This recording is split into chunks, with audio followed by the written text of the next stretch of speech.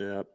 Welcome, ladies and gentlemen, girls and boys, to today's topic where we are going to talk about how to make Mondays great again and overcome the Monday blues. Before we dive into it, please do me a favor and like the video, subscribe to the channel, ring the notification bell if you haven't already done so. Be sure to enable all notifications for this channel. Leave any comments down below and share with your friends if you're getting value out of this and you think you might know someone else who may dig this content also. Guys, if you want to come up and join us, I'll pin a link here in the chat here in a moment. Be sure to leave any questions or comments in the chat, or feel free to click that link once it's in there and we will bring you on up. Steve, how's your weekend? Or how's your manic Monday kicking off? My weekend was actually really fucking chill. I didn't even realize it was Monday until I woke up. My girl wasn't home. I was like, oh shit. Oh, nice. we should got some R&R, really get our shit together. Quiet. Yeah, I just didn't. My biggest fuck up was I didn't really make a plan for today. I generally don't make like a major plan, but like I have like 3 or 4 checkpoints I touch on, during a day at least. And totally forgot it was Sunday. So apparently the weekend was too good that I didn't want it to end, but unfortunately I did. Yeah, for me recently, my Mondays have felt a lot like Sundays, but that's probably because I work on the weekends. And then, like yesterday, what was it? Met up with some friends for drinks at like 6, did dinner at 7:30 or so, got home like 9 or 10. So my Sunday night recently has felt a lot like my Saturday night. So Mondays are kind of slow and go for me. They used to not be that way, but I know a lot of people suffer from the Monday blues, or if you remember that old movie, The Office Space, like it looks like someone got a case of the Mondays. Like, all right, what was the follow-up? You get your ass kicked for saying something like that. Yeah. Mondays are interesting because Mondays and Fridays are the 2 days where most people are not on their shit if you're working a traditional schedule. So, and that's kind of why I wanted to talk about it today, because Mondays are probably the least productive work day for anybody. First part of Monday is the least productive, and last part of Friday is the least productive. But since we're talking about Monday, it's overall probably the least productive day, and that's most people just don't get dialed in on Sunday so that they can have a good Monday, and that's kind of why I wanted to talk about it. I woke up and was thinking about that specifically. Is like it was a little late. I woke up like an hour later than I should have. I wasn't ready. I wasn't planned. I didn't have my plan dialed in, shit like that. So Monday, like, I'm not going to say I'm struggling today because I generally get my shit together pretty quick, but it was less productive than what I necessarily would have liked. I think the good thing is to recognize that. So I mentioned a couple of weeks ago that I'm starting to structure my schedule more to where Tuesday, Wednesday, and Thursday are the productive days. Fridays I do a lot too. I remember when I used to work in the corporate workforce that it used to drive me nuts, especially because I worked in marketing. So we had a lot of sales guys that I worked with. And a lot of times they'd take off a couple hours early. They'd take extended lunches. And for me, it always seemed like my Fridays were my longest and most intensive days. Whereas for most people, Fridays were kind of lax. Mondays for me also, typically it's slow and go. It's kind of me just orienting myself and getting my bearings straight for the week. And then again, Tuesday, Wednesday, Thursday are the days where I'm just on. And I remembered back when I was in college, I actually structured my college schedule that way too, or my academic schedule. And that worked really well for me. Most classes were either Monday, Wednesday, Fridays, or Tuesday, Thursdays. And then Wednesdays, you could take your labs. So I'd stack my schedule on Tuesday and Thursday. And then Wednesday, I'd stack them with like 3-hour-long labs. And then I actually petitioned the dean of my faculty to take more than the maximum credits allowed. And that worked really well for me because it was 3 days on and then 4 days off. And during those 4 days is when I can do homework and catch up and focus on other areas of my life just to have some balance. So I'm trying to work more back in that direction. I realize that there are things I need to do on Monday, but again, recently my Mondays they felt kind of more like my Sundays to me. And that's because I wake up early on Saturday. I do like an early morning live stream. Saturdays, I usually get stuff done that I couldn't touch during the week since we don't do our live streams. And then Sundays, usually that's when I'll do social stuff. I'm not a big drinker, but usually someone wants to go out. So we'll do like early afternoon brunches or lunches, or maybe get a couple of cocktails on a rooftop bar somewhere and then come home. So I treat my Sundays, at least recently, like my Saturdays. So that's kind of thrown me off a little bit. Sundays are actually really, really nice for that as far as like just chilling. Generally Sunday, I do my best. I have very little work I have to do, maybe a few emails or whatever, but it can all be done from my phone. So I tend to try to take Sunday at least up until like 6 or 7 p.m. short of it being Stanley Cup. So clearly that's 11 or 12 p.m. at this point. Yeah. But I generally like to take my Sundays and go play golf and kind of disconnect from work if I can. If I have to have something dialed in for Monday, I'll go ahead and do that. But mostly Sundays just like grab, whatever cheat meal, fucking gummy bears or something, sit on the couch and watch some Netflix, go for a walk, do stuff like that. Just kind of get yourself reoriented to the week, because I know once Monday starts, people start asking questions and having demands, and they don't really care how your fucking weekend went. They don't. I mean, it doesn't matter to them. So you kind of have to get, like, I have to get my shit together, because it seems like my client base, like, holds everything back until Monday morning. Or insurance companies hold like, since I work in the insurance business, insurance companies hold everything back until 8 a.m. Monday morning, and then it's free reign on your phone until for the first 4 hours of the day. So I try to get myself mentally prepared for that. And that's what I meant when I said I woke up late, had a little bit of a late breakfast, and took a shower a little late. It was like 10 or so 10:30 by the time I got my shit together. And then I sat down and was like, fuck, I have 8 things already to do that I could have been prepared for last night, but I had other things going on.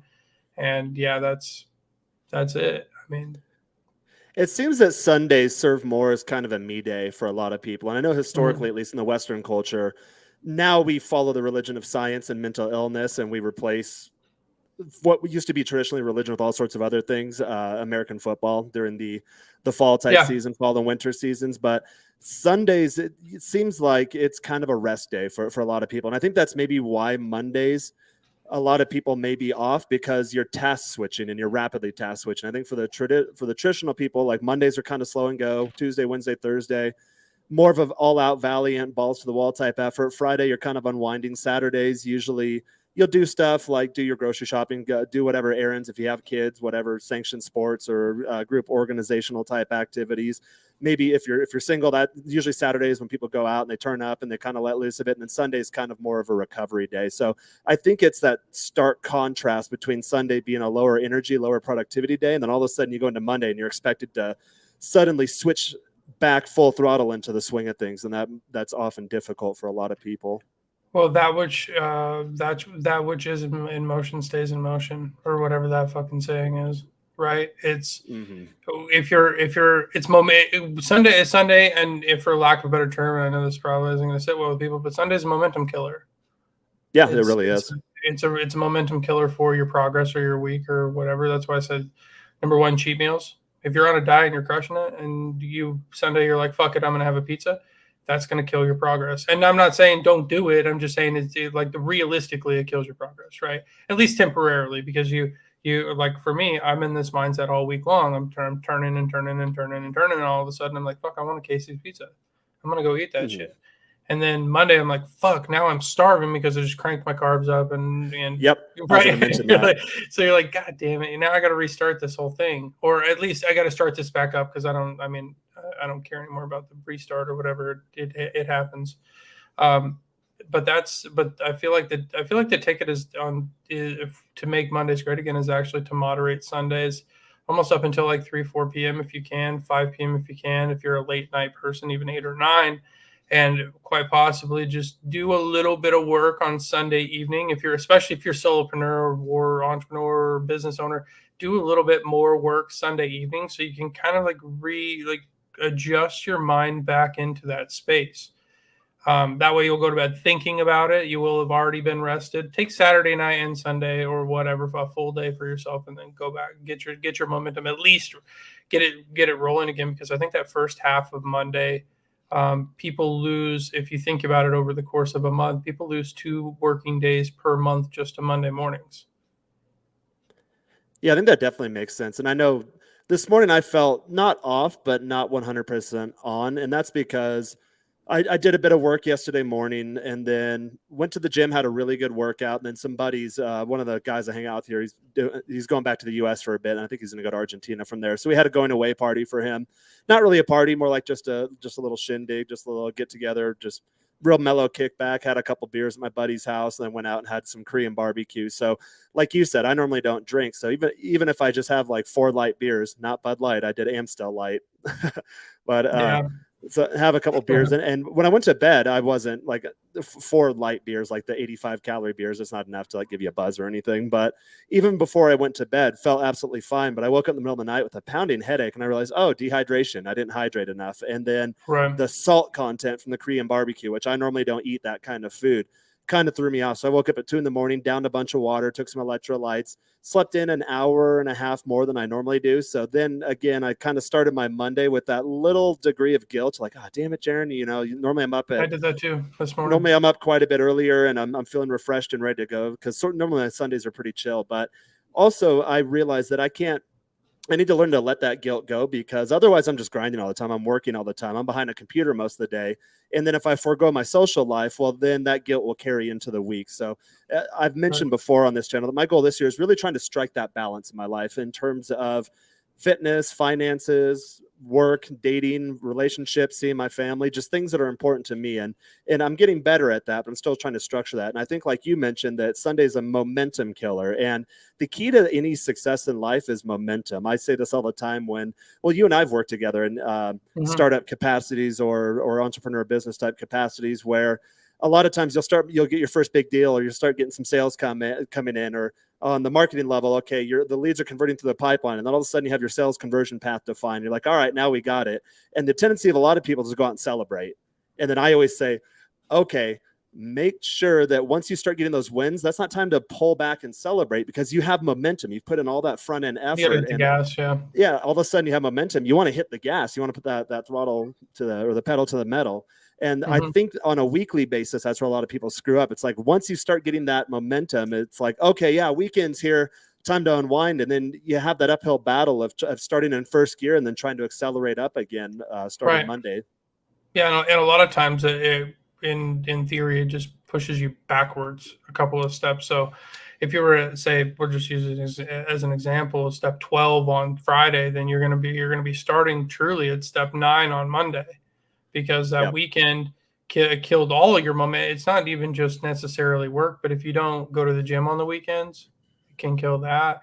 I always go to the gym on the weekends. Yeah, that's key. Yeah, that it's almost like if you're especially in a 7-day work week, because technically I have a 7-day work week. I don't stop working just because it's Sunday. It just happens to be my laziest I do day. some work on Sunday and Saturday, but it's not a full work day, because a lot of people are offline too, and sometimes that drives me nuts, because I have all this time to myself since everyone's offline. But there's things I might need from people that I couldn't get to in the week. I'm like, oh, I got to wait till Monday for them to get back online. And again, talking about the case of the Mondays, a lot of people are kind of off on Monday. So really my week, again, doesn't start revving up until Monday night coming into Tuesday. Monday nights, usually I work a bit later. I work till like 8, 9, 10 p.m. on Monday nights. Yeah, it's nearly, if you're going to fall into the 9 to 5, 40-hour week, Monday through Friday thought process, the reality is you should probably work Tuesday through Saturday, because most people are mentally off on Monday. So unless you work completely independently, meaning you don't have to have any information from anybody specific to get your work done on a Monday. Sunday and Monday are the 2 laziest days of the week. Saturday, people still have energy, right? Whether they went out Friday night or not. Yeah, they're out doing stuff, and that just. But like, if you're looking for a lazy day or two, you probably should be a Sunday or Sunday Monday type of person. Look for a Tuesday Saturday schedule, because Sunday people are useless effectively, and Monday people are useless effectively. So the weekends are kind of weird and readjusted in that manner. I think even Friday afternoon gets a little sketchy if you're in a corporate setting, because people are just looking forward to getting out of jail for the weekend, right? Versus us, like, I work until 9, 10, 11 p.m. sometimes, and I don't even realize that it's Friday until my girl's still up after 10. So it's kind of it's different for the two, and I can't even speak to the corporate one because I haven't been in the corporate setting for over a decade, or almost a decade. And that's a bit of a mindset change too, in terms of going from the traditional Monday to Friday work structure to, okay, well, I technically work every day, but some days are heavier days than lighter days. And again, I'm trying to reconcile with that fact internally. Like, okay, well, I went out and had a couple drinks with friends. Oh my God, I'm screwing off. I'm not working, which my brain has been trained to where working means I'm behind the computer, I'm isolated, and I'm actually putting things out in a creative capacity or sometimes an admin or operational capacity, which is not quite as exciting. But I'm actively going through the process of retraining my brain to the point where having a social life is productive for me. Because, for example, I went out with some buddies last night. We had a couple of beers and we were throwing some ideas around, and it started opening new ways of looking at the world, of my offers, of what I'm trying to do in business. This guy had some questions. He's struggling with some things that I'm struggling with, or things that I was struggling with 2 or 3 years ago. He's just launching his website. He's still authoring anonymously. He's like, hey, I want to do a channel, but I'm worried it might impact my corporate gigs. So we had some conversations there. And then he mentioned some things. Hey, man, I tried this, or I tried this platform. This worked really well for me. I'm like, oh, okay. So I do get something out of my social interactions. But again, having been brought up in that academic structure, which immediately segues into the corporate structure, I'm still actively trying to retrain my brain to like, you know what? I'm always technically working. Every interaction I have with someone, I'm technically working. I just got back from the gym, had a great leg workout, but working out is working because I'm more productive when I work out every day. If I spend 2 or 3 days not working out, my energy is just dog shit. And that spills over into my professional life. I think that's a really good point, actually. If you're looking, because both of us are in the solopreneur entrepreneur space, if you're looking to get into that space, you have to get normal. You have to feel that working to some degree on something in your life is normal, because there's no on-off switch to your money. There's no on-off switch to your growth or progress. And I think that even if you do work in a corporate setting, that's a super important point is just because you clock out at work and you technically stop making money, that doesn't mean you get to be a piece of shit for the rest of the day. Exactly. Yeah. So, if I had any advice for somebody who was starting at zero, is just get used to the idea of progressing in some way, form, or fashion, whether that's watching a podcast, going for a walk, reading a book, working out, working on your diet, the grocery shopping is important, even things down to something as simple as doing your laundry on a specific day so you can be more, or at a specific time so you can be more productive in other things. If you're still doing your own laundry, which I'm not, thankfully, I haven't had to do that for a couple of years, but yeah, it's the little things that'll keep your momentum cranking for the next day and the next week. So we have someone backstage. I'll bring him up here in 1 minute. Let's clear out some of these comments. So Benjamin, happy Monday, boys. Happy Monday to you. Happy Monday, guys. Your Escape the Matrix vid was so amazing. Good. I'm glad you're getting value out of it. We worked really hard on that, actually. Thank you so much. Yeah, we set up the live streams and just kind of riff. But we do spend a lot of time when we're not on the streams texting back and forth, throwing new ideas around. And I try to throw new ideas around when I go on other people's shows. But as per the comments, a lot of people don't like me on other shows. Like Jaron talks a lot. I'm like, well, if I don't talk, there's fucking dead air. There's just no conversation. Even with me here. A lot of people have a hard time with people that are high energy, and I've known that my whole life because I've always been on the hyperactive side. So you learn to just kind of deal with that. Most people kind of live lackadaisical, complacent lives. So when I come on, I'm excited. Like, hey guys, have an awesome Saturday. Here's what I had planned. That doesn't bode well with most That's folks. Funny. I didn't even think about that. Yeah. So let's bring our guests on here, and then we can tackle these questions together. Is it Saul Gray? Sal. There we go. Oh, yeah, hey, how you doing? I'm doing okay. Good to see you. Pleasure to see you. I don't believe I've spoken with you before. How'd you find us? It's actually through Rich Cooper, actually. So I've been listening to him a little bit from Chris Moff as well. So yeah, that's you're one of Moff's gals. Are you one of his? Are you on his stereo shows? I used to do those for like a year, and then he went solo. I haven't been on stereo yet, but I actually would like to, just so I can backtrack. It's been a really long time, but to Chris's conversation with, I think that one chick, Jenna. Yeah. So that was a good conversation. It was quite funny. It was kind of roundabout. It was back and forth, but I always enjoyed speaking with Jenna. So what can we do you for? Do you have questions, comments? Want to join the panel and tackle some of these questions together? Yeah. The balance part is, what helps you? Is it more of the routine wise that kind of helps you more with balancing out work life with kind of like you said, your social life and as well as your health? Yeah, actually, it's funny. The last point that Steve made, that thought came in my head that we need to touch on routine. And I think routine does help out a lot. in terms of just knowing that, okay, it's Monday at this hour. This is what I do. Most people's days kind of look the same. I have people that comment, they'll like, I cover the dating topics a lot. So I'll talk about setting up a good Instagram and they're like, oh, wow, you live this awesome life. And they're like, this is a highlight reel of my life. 95% of my days look exactly the same and they're not that exciting. Or when I start dating a new girl, like we'll do fun stuff. We'll do fun stuff on the weekend. I've got a girl in town. She spent the weekend with me and then she's going to spend today and tomorrow with me. She's a stewardess and then she's got to take off to go to like Argentina or somewhere. And so she's like, okay, I got to go do some stuff and I'll come back today. It's like, hey, just want to let you know, you don't have to stay with me. Like during the week, my days are pretty boring. They're very structured.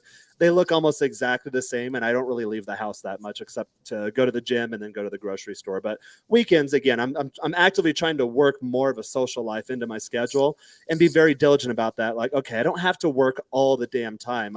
It's okay to build this into my schedule. I went on Rich's show a couple of weeks ago and mentioned that I went to Cancun for 3 days and kind of shared that experience. And people are like, oh, you know, Jaron needs to get his shit together. I'm like, dude, I never have time for myself. I'm always helping other people. And then I have to take a step back like, hey, it's okay to take a vacation. So it's funny. I'm actively trying to tell myself it's okay. And then you get people in the comments like, oh, you should never take a vacation or you should never have time off. Like, well, that's not really healthy either. Yeah, I'm kind of the same way. I do 99% of my life unconsciously. And I say that unconsciously as far as it's just habitual stuff. Get up, go for the walk, go to the gym, eat the same things, do, you know, at the same times. And I don't remember what the heck the point on balance. I'm not sure that I have balance. I think I've just incorporated and gotten so used to working pretty consistently throughout my days that it just works with the way that I like living my life. And that's not to say I don't stop and do other stuff. I just don't think about whether I'm stopping working and doing other stuff. I just do it.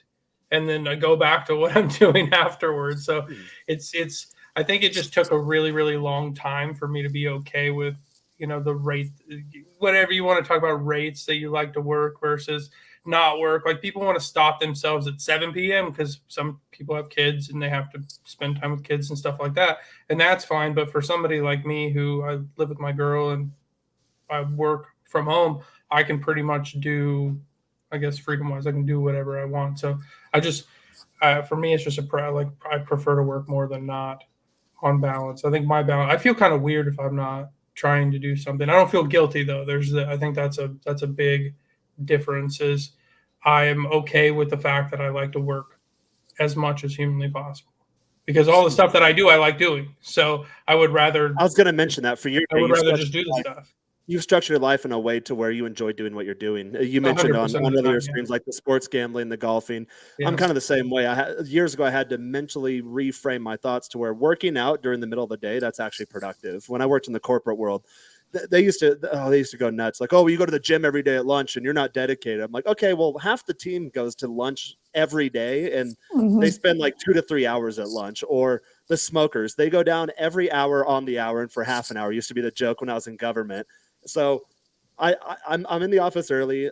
I don't take breaks during the day, and then I go work out at the gym. So like when a lot of people hit that afternoon slump, I don't hit it. I'm still powering through the day, and I often stay late too. That used to drive me nuts. People are like, oh, you're going to the gym again at lunch? I'm like, you're going down to smoke and have a drink at lunch? What's your problem? Like, what's your problem, dude? No kidding. And then thank God in that job at one point, the CMO of the company, or the CIO, my apologies, the CIO of that company, the chief investment officer.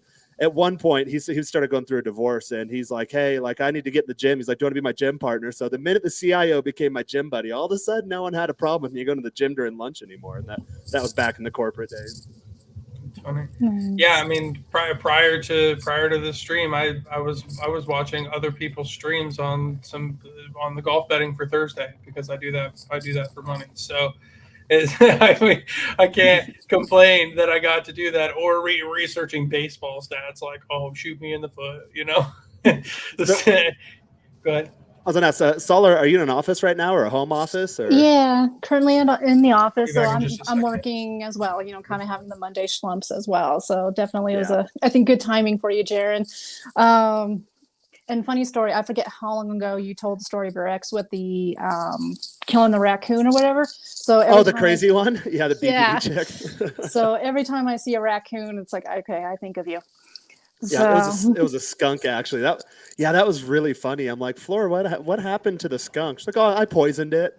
And people in the comments were kind of cruel. They're like, oh, out in the country, you do it all the time. Like, okay, yeah, my first job on the farm when I was a kid was trapping gophers. But when you live in the middle of San Diego, there's different ways of going about that. They do have like animal and pest control, and you normally call them and they'll come and take care of it. But now she's like, yeah, I just poisoned it. Like, oh, okay.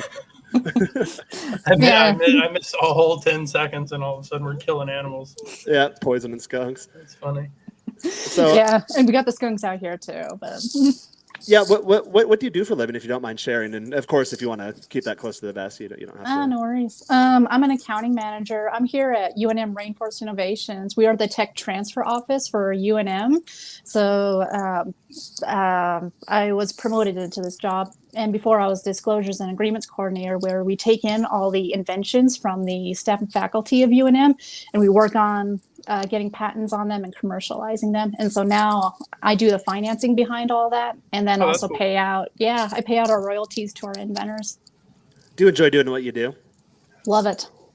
Okay. Yeah, that seems super interesting. I think that helps. I think that helps too. A lot of people find themselves in positions where they're like, okay, yeah, it just pays the bills, and I found myself in this trap too. Where I'm like, all right, well, I have a good title, and I make a good salary, and I should be happy, but it's not moving the needle forward. It's just every day looks the same, and then year over year, there's not any growth in my life. So I think a lot of people fall into that trap too, which make Mondays a lot harder. It's like, oh, back on the slog, back on the grind, like, oh, another week of this, and then maybe the seasons come and go and the years come and go, but you're not really making any progress in life. Mm-hmm. Well, thankfully here, my job, we're actually a very small office. So there's only 16 of us staff members and then some interns. So I also take care of all of the payroll as well. Also all of our intern files and a lot of other reports. I forget what else I do, but I do it. Yeah, people get most jobs are like that. You kind of do a bit of everything. Just to touch on your point, Jaron, people generally are completely unlucky with what they choose to do, but I think that they just don't listen to themselves. Or it's like going to college for something that pays a lot of money, but you have no interest in. It's not a sustainable model for you. And I said this on the last podcast. I said I would rather make half the amount of money and love what I'm doing than make all of the money and absolutely hate my life. Yeah. I don't think money should be the driver necessarily. And I heard accounting and my head started hurting. Yeah, that was my initial response to him. Like, oh my God, that's so boring. But it is necessary. I appreciate accountants, especially when payroll operations or when it comes to paying me on time for any sort of consulting work. I do appreciate that process. It's something I don't want to do personally. All our love goes out to all the accountants. We just don't want to be one. Absolutely. Yeah, and that's the other part I do. I'll do the journal entries as well, and I'm in spreadsheets all day as well. Especially when an inventor calls and say, "Hey, what's my share this quarter?" It's like, oh, let me double check. Let me pull this up. Brutal to me. It's like, okay, you're getting a check for this much only back in September or something, maybe. Oh my goodness. It's a dirty job, but someone has to do it. No shit. Yeah. Holy crap. So we can, Saul, you mentioned, good point on balance. Yeah, that's something I'm actively working on now. So here we can do this. How to control yourself to not eat a snack or a meal before bedtime. I have been struggling to control. Stop eating, fatty. Have some fucking self-control. I'm sorry. Just have some self-control. Like, if you're not supposed to eat a snack before bed, just don't eat the snack before bed. Like, it's not rocket science. I mean, there's no secrets to it. Just stop eating. Sorry. For me, that's why I like intermittent fasting and the one meal a day, because I do have a tendency to snack at night. During the day, I don't like to interrupt my schedule with meal planning or prepping or cleanup. I mention that all the time. In terms of, again, going back to the office culture, or when I've hung out with buddies, like, oh, I have to eat 5 to 7 small meals a day. Okay, every 2 to 3 hours you have to eat. That means that you're losing a lot of productivity, because you have to think about what you're going to eat. You have to plan it. You have to prepare it. You have to actually eat it. When you're eating it, you're not 100% focused on what you're doing. Then you have to clean up. Then your energy, you have peaks and valleys throughout the day. So for me, fasting has worked really well for that. Right before I got on here, I mapped out my diet for the day. Got 99% ground beef. I'll eat 2/3 of a kilo of that with some vegetable pasta, like 100 grams of that. and I have two little scoops of sugar-free almond milk ice cream that they sell down here in Mexico. It's actually really good.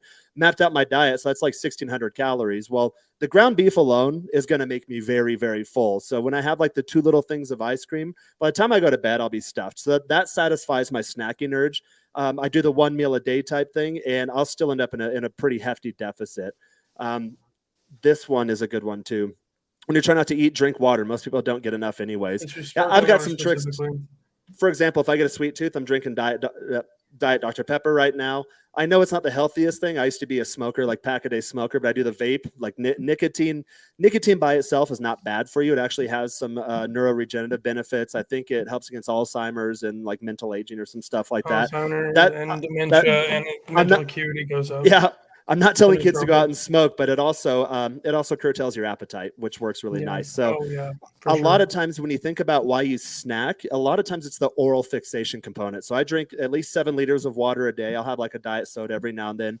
Maybe I've been on a kombucha kick lately, which is really nice because it just moves everything along, and then the vaping. So that satisfies the oral fixation component of whatever it is that leads you to snacking. And ask yourself why you snack. Like, what kind of stuff are you snacking? So I recognize that I'm a snacker, so I do a lot of beef jerky too. Again, I'm dating a stewardess, so she goes to the U.S. at least once a week, and I've got a list of things for her to bring back for me. Sugar-free Jello pudding packets, that makes healthy desserts. Do 1 part Greek yogurt to 1 part that. Make it with not almond milk because the consistency is off, but do it with, if you're in the U.S., Kroger's Carb Master series, they have a good milk for that. Do 1 part of the sugar-free Jello pudding, 1 part to the Greek yogurt, like sugar-free, all that stuff, and you have a cheesecake filling. And then you can make a cheesecake crust with almond flour, coconut oil, butter, even like a banana if you want to do a little bit of carbs. So there's ways around it. So I have not personally eliminated the snacking. I just make sure that the snacking is healthy, or I try to curtail it again with like caffeinated drinks, juices, or the vape to satisfy that oral fixation. Yeah, if I snack, I just eat a full meal. Yeah, I just have a full meal. I mean, if I'm going to snack, I'm probably going to eat 800 calories anyways. So I'm just going to make some eggs and some steak and just eat that probably more than anything. Not to say I was talking shit, obviously, but if I want to fucking snack, I eat a snack. Have some gummy bears, just eat some gummy bears, right? Like, I know that it can hurt people, and it's better for your sleep if you don't snack before bedtime. It's very much better for your sleep. Gives your body the opportunity to regenerate. But ultimately, if you are going to snack before bedtime, try to make it relatively healthy. Like, I don't know you or what your tendencies are as far as snacking. Like I said, if I get hungry before I go to bed, I'll just eat a meal and then wait 2 hours to go to bed. I try not to like lay in bed and eat peanuts or something like that. Like that's not my vibe at all, But I do like to sit in front of the TV on Sundays and have some gummy bears or licorice and have the peanuts or walnuts or whatever. But as far as, I'm not that much of a snacker either, so I probably am not qualified other than calling people a fatty. You know what I mean? and again, the question is, what are you snacking on? If it's empty carbohydrates, then that might mean that you have like a glucose or carbohydrate type addiction. You're on that insulin peak and valley cycle. So as soon as your insulin comes down, your body's going to tell you it's hungry, although you might not necessarily be hungry. So try eating things like beef jerky. Mixed nuts are a good one. You have to be careful with mixed nuts because the calories get up there very quickly. You'll eat like a quarter. You'll tell yourself you're going to eat a quarter cup of granola for a couple hundred calories, and before you know it, the whole bag's gone. You're like, oh, I had like 3,800 calories in one sitting.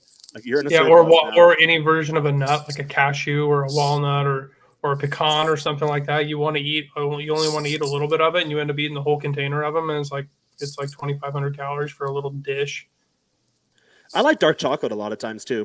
Get it without the sugar, not milk chocolate, but like the 90%, what is it, cacao or whatever, and then just kind of nibble on that. It can be a bit bitter, but I like dark chocolate every now and then too. If I eat chocolate, I like the 60 or 70%. I'm kind of like half-assing it as far as the dark chocolate is concerned, but I had real dark chocolate one time, and that'll never happen again. Well, I eat a lot too if I have a sweet tooth. The Russell Stover brand, the sugar-free chocolates. Again, you have to sugar-free candy. Yeah, because of that. What is it? Alcohol erythritol or whatever. It's essentially it's essentially a laxative. So be careful with that if your system's not used to it.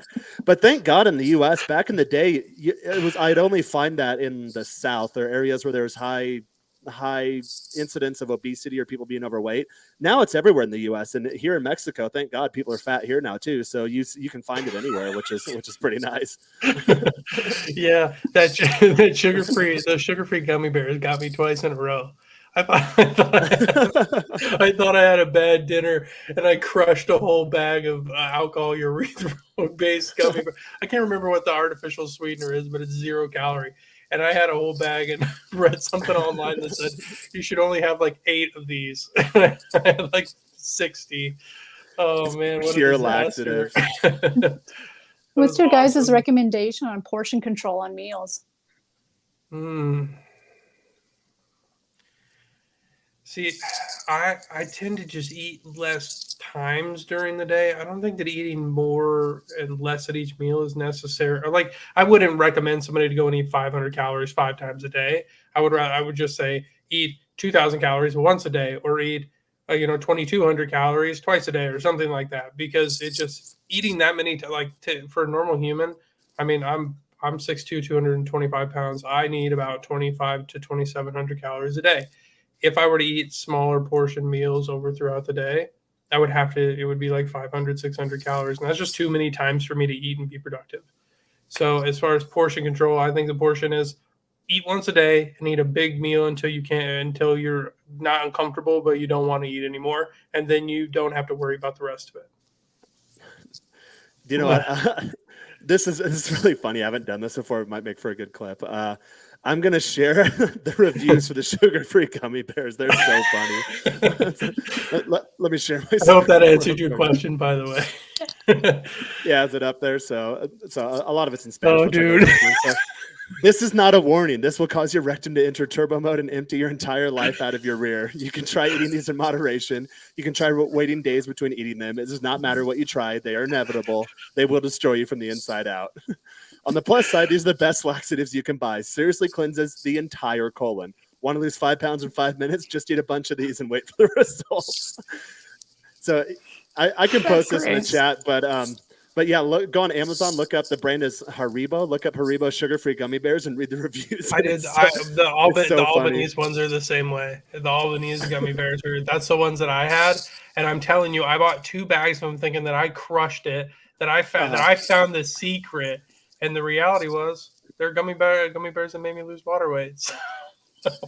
Yeah, they will tear up your insides. Brutal. I mentioned I've been doing the kombucha lately, and kombucha will do the same thing. It goes through you, and I always tell you, like, when you're new to Mexico, you have to be careful. Like, for the first 5 days, you can't safely fart because your flora fauna is reconfiguring itself. Then usually you're good. But the other day, I was standing in my living room, and I was like, no, it feels like I'm brand new to Mexico, so I should probably sit down for this. But the good thing is, like, flora and fauna, like, it smells like flowers. You're like, why does my shit smell good? You're like, oh, it's the kombucha. But it kind of moves things. I'm really into, like, probiotics and gut health and all that stuff too. And in terms of longevity being an overall goal. I can double down on that because I was there for 14 days and 3 of those was not a good experience. And it certainly wasn't the water because I was drinking big, giant flavored bottled water. So I think that Dude Wipes and Albanese sugar-free gummy bears should do a dual campaign. That's what I think. Oh, yeah, I'm going to buy some of these Haribo sugar-free gummy bears, drop them in kombucha, shake it up, and unlikely pairs. And those Dude Wipes are awesome, actually. They are, yeah. Yeah, for guys, I haven't covered dating topics in a bit, but maybe at some point I'll do a video like how to get your house set up for dating. Have those, Steve and I used to call them snatch wipes or stripper wipes, but have the snatch wipes ready to go. Girls quite appreciate that detail. Oh, disgusting. Yeah, no, minimize busy work. Make all of your work and hobbies mean something. It makes you more of a captivating person, which is one of the spokes of a high value man that Rich talks about. That's cool. Yeah. Yeah, I agree with that. I have more busy work now than I'd like to, but I'm going to start hiring a lot of that stuff out. The hard part is, I like that word though. Yeah, that's a big word. thing. And I was going to say, if you got more guys coming in there, I was going to say, kick me off and bring somebody else in too, if anybody else is in there. No, we're still a small small channel. Yeah, might need a shower too after the Haribo gummy bears. you get one of those shits where you're like, you go to wipe and it's like, oh, it like hit up the entire backside, just straight to shower. Those gummy bears will do it for you. So, guys, weight loss tip: order the sugar-free gummy bears. Albany sugar-free gummy bears, and I'll figure out what I'm gonna Google it right now as far as what the actual artificial sweetener is. But they call it a mild. I don't even know what do you call that, mild laxative, and it's so funny. And read the reviews, please. It's alcohol something like erythritol or I don't know. There's a lot of I've had because alcohol urethral is I think that's how you pronounce it, is erythritol, in a lot of like Atkins diet shit. And I've had those candies before and I've never experienced the takeoff that I have in that way. It's in a lot of the sugar-free food. So, like, if you go to like the diabetic section, or usually like in most candy sections now, there's like a diabetic or sugar-free section. Then that's where you'll find it. Let's see this.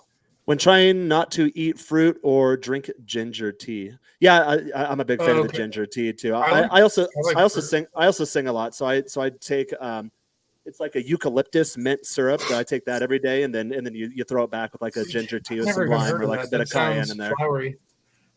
Oh, dude, yeah, I'll show it to you. It's amazing. If you're like vocal cords or your throat ever hurts, it like literally lubricates everything. I take it before I practice. Let me go find it real quick. What is Yeah, and one of the kombucha brands does the ginger flavor as well. Yeah, I believe it's Alive. Alive does a ginger. They do that particular brand does. Jaron, what brand are you? What brand of kombucha are you on? Or are you drinking? Is it the Enchanted? This is the main. Bottle? This is the main brand they have down here. It's a local Mexican brand, so I've never heard of it, cool. But in the U.S. they have a lot more selection. So typically I try to go to the lowest amount of sugar. When I lived in California, I forgot the brand. I think it's DaVita, and then the lemon cayenne. It has 10 or 15 calories per bottle. This has 90 calories. So this has 90 calories, but it's the lowest sugar content I found down here. The laxative effect is xylitol. XYLITOL. Oh, that's what it is. Yeah. Erythritol is the one that doesn't cause it, so it's the one that people prefer. Yeah. But xylitol is cheaper in bulk form, so that's and they can. It's something about concentrating it for inside of gelatin, like gummy bears and candies and stuff. But anyways, yeah, you can kind of taste the erythritol in the candy a little bit. It's almost this stuff right here. I don't know what it's called in the U.S. I'd never heard of it until my singing coach down here told me to like take it every day. See me, Brooks? It's just like a eucalyptus syrup, and it's really good. It lubricates like your sinuses and your throat and everything, so you don't strain your voice. Yeah, it's good stuff. Yeah, I got the nasal spray here too. Today's a high pollution day. Mexico City looks like LA used to look in the 90s. When I used to go there as a kid, it's pretty smoggy today. So I start getting stuffed up with that. And then Tokyo is that way and then just ginger tea. I do ginger tea every day. You know, we've never really talked about those, and I'm not sure how they came up, but those it's really interesting. I totally forgot what I was going to say. Holy crap! Nice, that a boy. I have like four things going through my head. I know that's tough sometimes, especially when you're going around the horn. You're trying to save the thoughts, and then let me summarize everything at once in one full breath. Well, I'm reading about hydrogenated starch hydrolysates, whatever the fuck that is. So, yeah, my brain cuts me off a bit and is like, get back in your lane. Yeah. So, and I can keep tea. What do you recommend for this tea? What do you think of it? I like jasmine too. I like Numi, the brand, for sure. I drink some green tea sometimes if I'm like if I don't, because I don't really like coffee. It gives me the jitters. So I drink a lot of like some green tea in the morning sometimes if I want something hot. But other than that, I just crank back a bunch of diet soda like a fucking degenerate. I've been weaning myself off coffee. So I went on Rich's show on Saturday, and I was a little manicky or a little hyperactive, and that's because I don't know if it's true or not. I think it's kind of like a bullshit made up condition at some point, or a part of me thinks that. ADHD. So I mentioned, Steve, that I recently, like, I'm taking a break from smoking marijuana, which is really nice because you can dial in your energy levels if you get strain specific. But you get to a point after a while, like, all right, I don't want to be dependent on anything. So this last week, I've been weaning myself off of everything. But in doing so, that hyperactive energy comes back where your brain is moving faster than your mouth can. And Dude, I'm so used to it. I haven't smoked that pen in months at this point.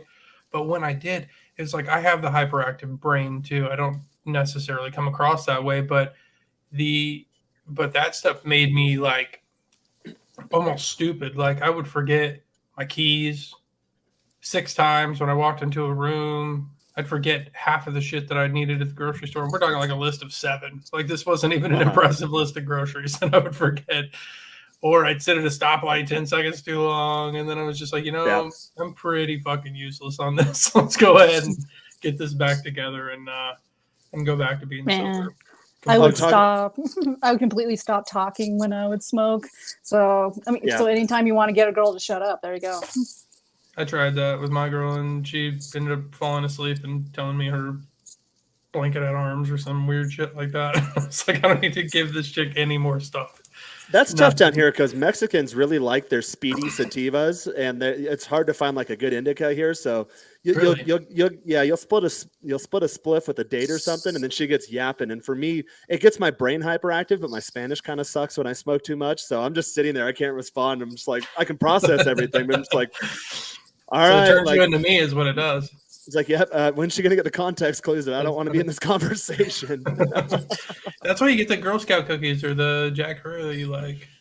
I like Jack Herrera, for productivity. Girl Scout cookies I can pretty much grind on.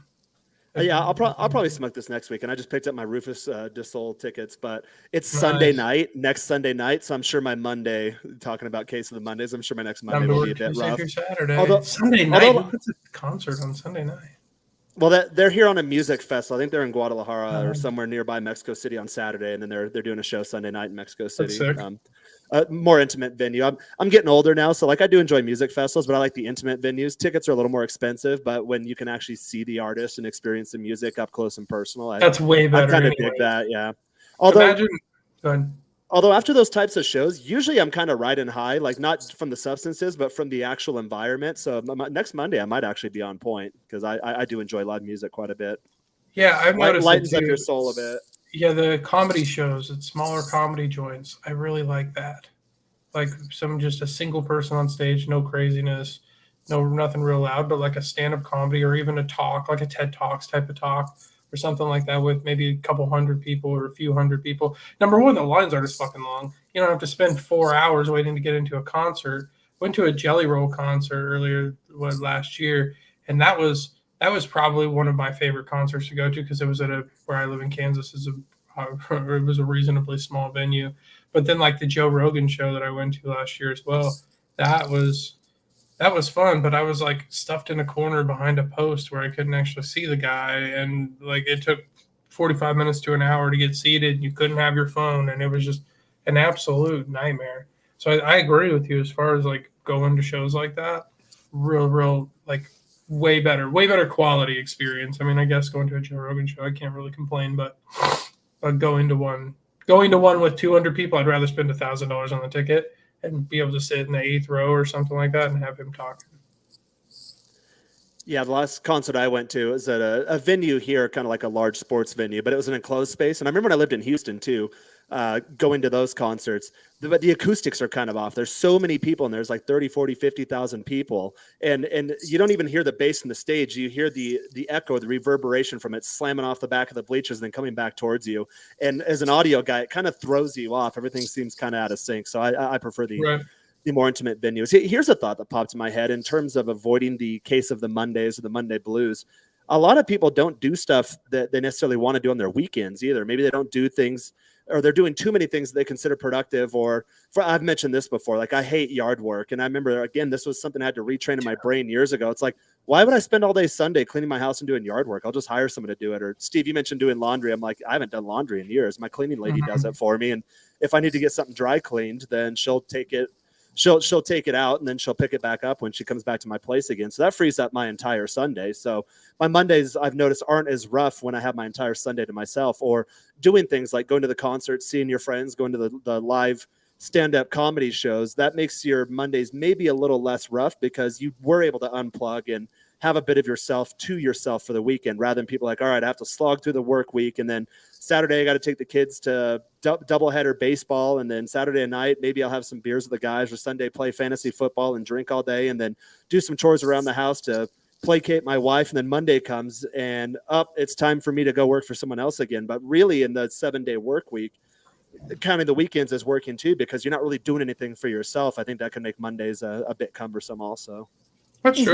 Is that part where the routine kind of comes in? So that way you can kind of prioritize different stuff. So that way, kind of like how you said, you don't have any guilt. That way you can have your routine, do stuff, making sure you do what you want to do. Steve, I just don't suggest completely turning off everything, right? It's like you don't shut the refrigerator off when you walk out the door to go and do something. So why would you like not go to the gym? Or like, and I think that you may get the metaphor. I don't know if anybody else will though. I get where you're going with that. Yeah. But yeah, you don't turn all of, like, you don't stop your routine just because it's Saturday. Like you don't stop getting up and like going for your short walk in the morning and like doing that routine. You don't stop brushing your teeth. You know what? There's certain things you have to do to keep momentum for yourself as a human being. And that's why I don't suggest turning off all productive activity during the weekend. I think going to the gym is a very healthy one to continue doing through the weekend. And then maybe take Monday off so you can focus a little harder while people are lacking. And then maybe take like Friday off. So you go Tuesday, Wednesday, Thursday, Saturday, Sunday, rather than Monday through Friday, and then stopping all productive activity on Saturday or Sunday, if that makes any sense. It's kind of like an automobile. If you want to maximize fuel economy, then usually the recommendation is don't do like jackrabbit starts and stops. Don't be like smashing through the gears real fast and slamming on your brakes and doing that for every light. Like kind of coast. Normally, I haven't driven in a while because I don't have a car down here, but I've always driven manual transmission. So I try to time the lights and just kind of coast. And I remember I used to have passengers and they'd be like, dude, why do you put the car in neutral and use the brakes? Just downshift and let your transmission do it. I'm like, well, $200 brake pads versus a $2,000 transmission. I'll go ahead and just put it in neutral and then just, pick it back up whenever gear I need to go. It's a good point. I never really thought about that. Actually. I used to have passengers all the time. Like, dude, you like let your transmission slow your car down. I'm like, no, let the brakes do that. I think that's what they're designed for.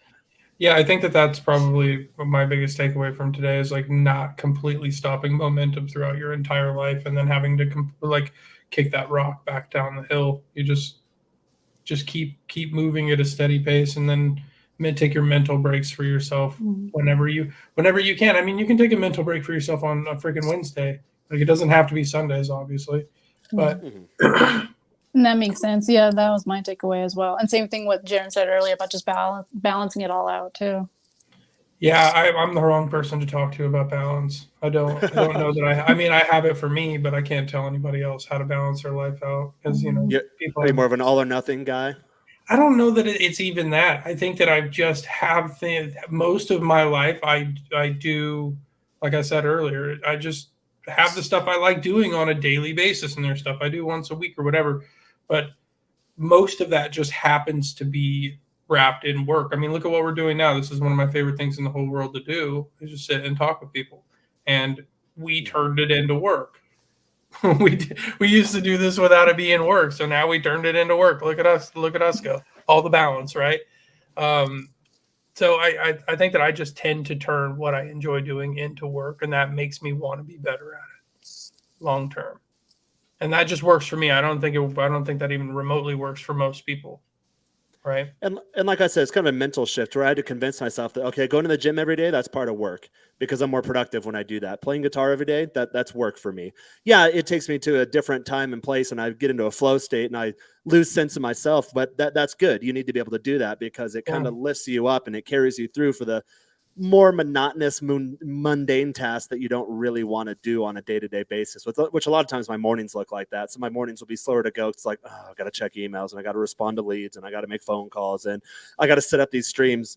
like after doing hundreds of thumbnails, it's not that much fun doing keyword research and knowing you're not going to rank because your channel's throttled. That's not that much fun. But once we're live, it all pays off. And then that energy carries into my evenings. Yeah. Yeah. I mean, for sure. Here, let me see. So we can start wrapping up. I got another question here. Mr. Jaron. I love when guys come with that. Mr. Jaron, you've been a marketer for almost a decade. I've been a marketer for more than a decade, actually. But if someone wants to be a marketer, is it necessary to go to school or just buy courses?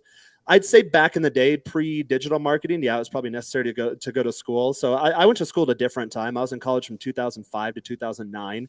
And so we were learning, I would say academia is usually a few years behind what the market's actually doing. So I learned a lot of like the traditional marketing practices, like print and radio and press and television spots and all that stuff. And then as I'm going through school, as I come out of school, it's all digital. It's all Facebook and social media. And so like Instagram wasn't a thing at that point. Paid advertising is starting to become more of a thing. So I had to learn a lot of that on my own. I did do a master's program, and that was more kind of like more practical. So we'd actually bring on clients and do like actual like account management type stuff for them. So I learned a lot in my master's program. But nowadays, because the technology is emerging so much and everything's digital, it's all online now, that really I'd say probably just invest in some good courses. And the term marketing is a very broad term too. So I'd say start kind of niche.